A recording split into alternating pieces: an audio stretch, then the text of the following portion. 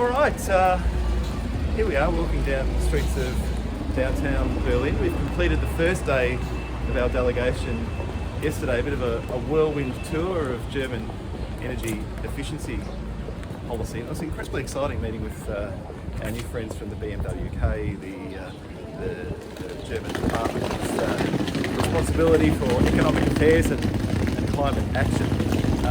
Some incredible public servants giving us some of the strategic context for what Germany's trying to achieve in terms of its economic transition, clean energy transition, and also dealing with some of those big strategic issues driven by the war in Ukraine.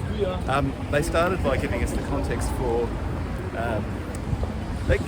giving us the context for European climate action, because that drives so much German policy at a high level. So Europe has targets for net zero emissions, obviously by 2050, but they're seeking to cut emissions by 55% on 1990 levels by 2030.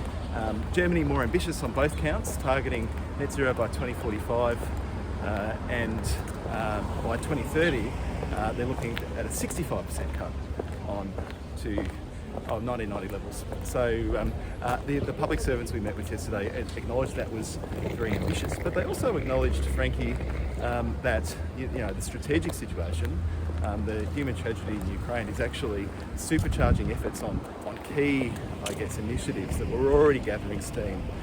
Electrification, fuel switching, efficiency, all playing a big role, particularly in the transition in buildings, which was where we were focused yesterday, right? Yeah, that's right. And also, I think good to note that there's a new government in Germany as well. So for the first time in a long time, there's a three-way power sharing agreement with a coalition, including the Greens, who've got quite a diverse amount of interests. And the relevant minister for climate and economic affairs is a Greens person. Yep.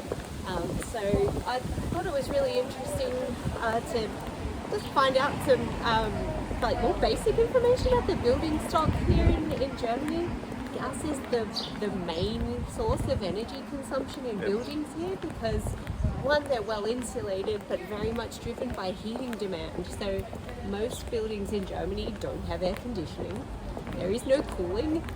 Most of the load is for heating.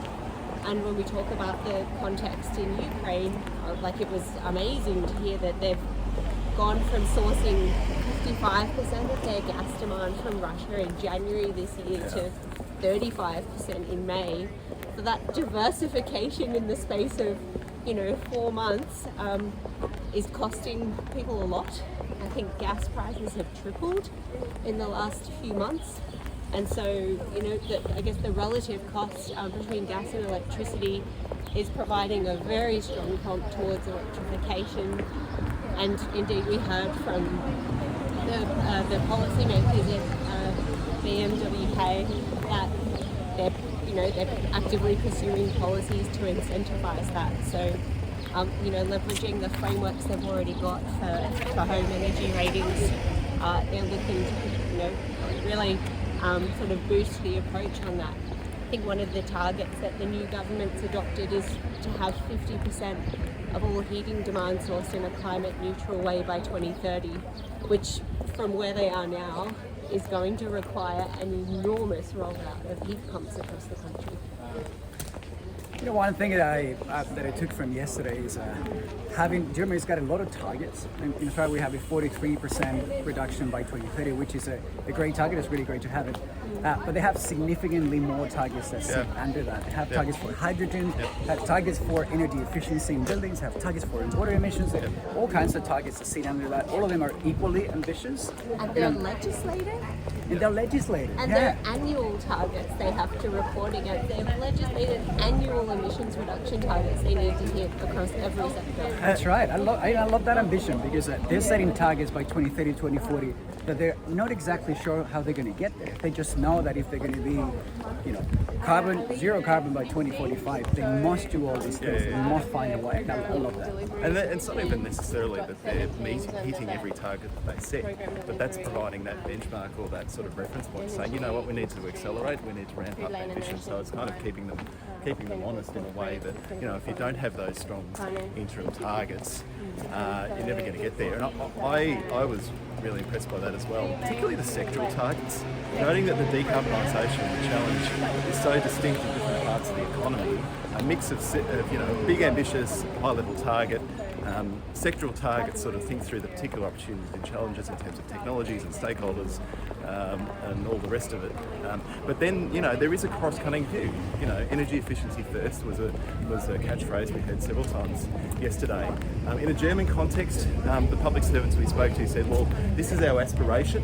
We don't always hit it, but it's something that we always come back to say, well, is there a demand-side opportunity to shift the needle? Because we know that transition to clean energy to renewables is going to be so much quicker and so much cheaper if we take advantage of the energy efficiency opportunity. Well, and you know, renewables are still relatively expensive in Germany compared to Australia, right? Yes. So I think what we also realised That's a really surprise, right? was that we are very lucky in Australia. Like, and we talk about this a lot, but I don't think we've really understood the economic case for solar and what an advantage that's been in Australia. But what it's meant here is that there's been a much stronger imperative to focus on energy efficiency first. Whereas I feel, you know, we've been at a policy making level, not that ambitious for a while in the energy efficiency space, even though there's such a strong rationale for it. One of the other really interesting insights I took away was on the building code here. They're just about to, they're increasing the requirement on their building code in 2025 to go from effectively what's called Efficiency House 75, which means you need to, your building needs to consume 75% of a reference building energy consumption. So they're going from that down to Efficiency House 40, which is a huge jump, but makes a little bit more sense when you understand that for the last decade the German government has been throwing a lot of incentives at people to build to a higher standard at Efficiency House 55. So that's become sort of the proxy minimum standard, if you like, because it's been so attractive to do it. So I thought that was an interesting insight. I had assumed that they'd been on this sort of steady trajectory of incremental increases, and it's not the case. And it hasn't been. It's actually been quite similar to Australia. There's been a big change in 2010 and then not a lot of change on the building code level. No, but I think the other really interesting insight to think about alongside that is that Germany has had energy efficiency requirements in its building code since 1978, off the back of the oil crisis of the 70s. So Germany has, 30 years on Australia in terms of experience and having built up an industry and sort of capability and expertise that it's just normalised standard practice here. 100%, and that is the thing that stood out for me yesterday, is just reinforcing how far behind we are in terms of skills and supply chains. Just the availability of efficient products, just as the standard. Sometimes it's hard to buy single glazed windows in Germany. It's probably going to be more expensive than the double glazed version because that's just been normalised across the market. That's exactly right, and we've been talking about recently. Last week we went to Wuppertal with a bunch of students with no experience, working part-time with no budgets, could get much better quality products than the most sophisticated companies in the Australian market. That really tells you how far we are from being able to build those markets, and we probably just need to go a lot harder with government policy, regulation, building codes if we actually want to be where Germany is today in a few years. All right, so those incentive programs that Frankie mentioned earlier, administered by the KfW Bank, pleased to report that's exactly where we're walking to now. So even later on today, we might be in a position to record another one of these and sort of unpack what the KfW's been doing in terms of incentivising the transformation, both the new build but importantly existing building, and what we can take for that effort here in Australia. So there you go, that's the latest from on-ground report from here in Berlin. We'll be back in your feeds very soon with more from the KfW. Cheers.